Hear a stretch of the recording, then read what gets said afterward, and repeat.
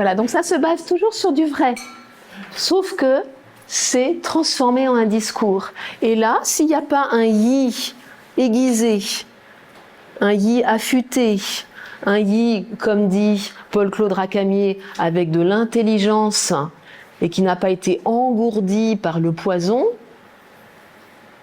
eh bien, on arrive à des choses complètement sottes. Pour reprendre son terme, sottise. Hein, il parle de sottise.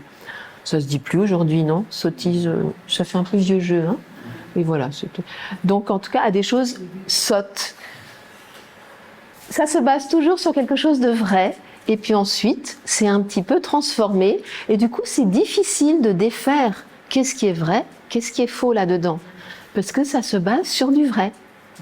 C'est ça aussi, chercher le lien, se montrer séducteur. Voilà, c'est des termes différents, mais c'est utiliser une part de vrai, mais le transformer à son bénéfice exclusivement.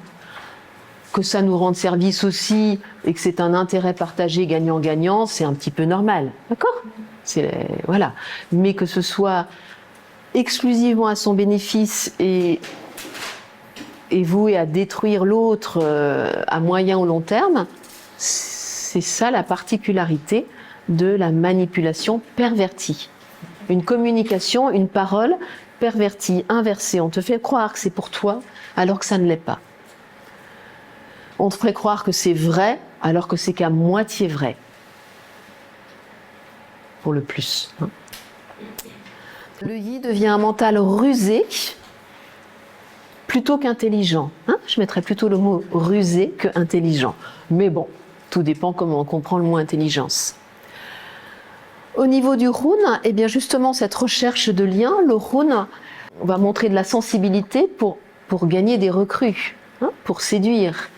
Et le rune va utiliser les émotions, la culpabilité, la honte, enfin toutes ces choses qui impliquent l'intelligence émotionnelle pour gagner des recrues.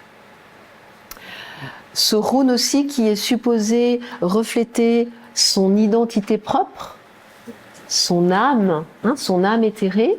Le rune n'exerce plus cette fonction, ça devient une mise en scène de soi, ça devient une enveloppe vide, en fait.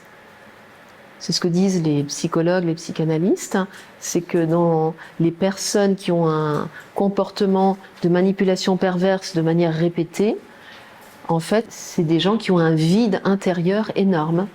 C'est leur explication, en tout cas, de ce comportement destructeur, pathologique. Et on pourrait voir effectivement que ce rune, qui est supposé donner cette présence à soi-même, donner de l'âme à ce que nous sommes, montrer notre individualité, notre spécificité, ça devient que parade, ça devient que mise en scène. Pour tromper, pour bluffer, et il n'y a rien derrière, c'est creux, c'est vide. Le charisme est simulé, les émotions sont feintes, elles sont utilisées pour séduire, pour déstabiliser l'autre.